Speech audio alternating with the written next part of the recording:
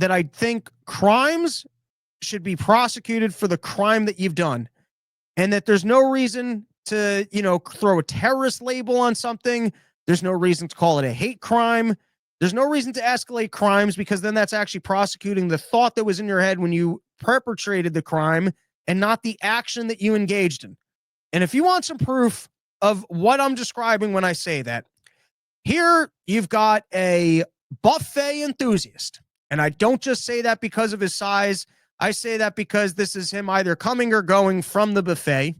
And he's got his Mad Max vehicle.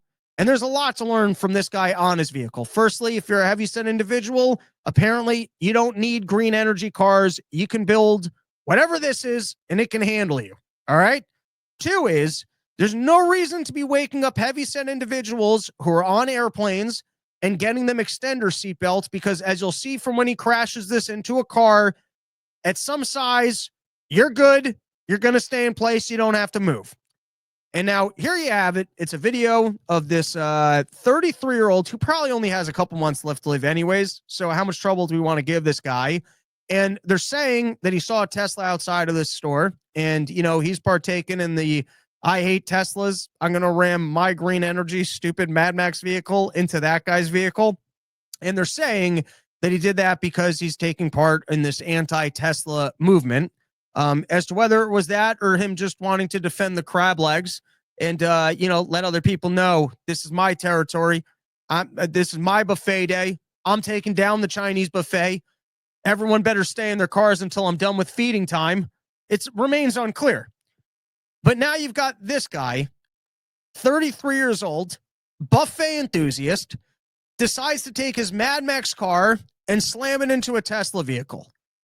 Now, I think he should be liable for driving a car into a Tesla vehicle, whatever the damages are.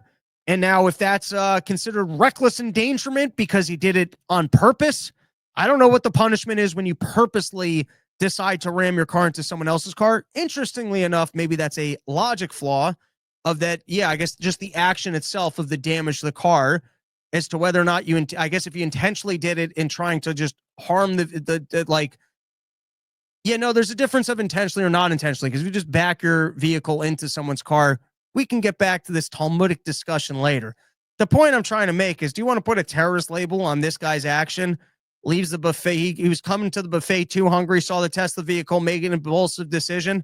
And so he decides to ram his car into the Tesla. So this is terrorism now? Because, if it's terrorism, what is he undermining our entire society? This guy should go to jail for life because he engaged in terrorism?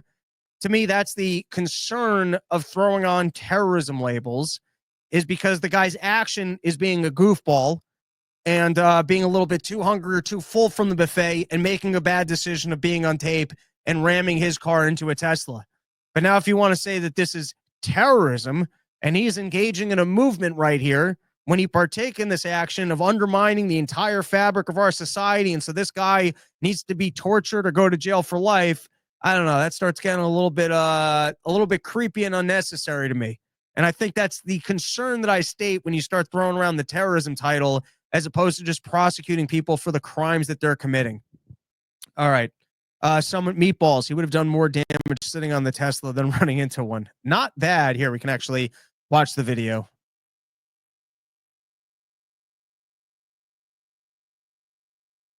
Look at that. Barely even moves. And look at all the stuff on his back. What is he? Oh, man. Is that a tire pump? Because he frequently explodes the tires on the car. That looks like a tire pump, right? And as if, what does he do? He just leans on it and hopes it doesn't break. There's no way that guy, or maybe he's got such strength that just takes one push before he gets winded. I also wonder, what is the bag in front of the car?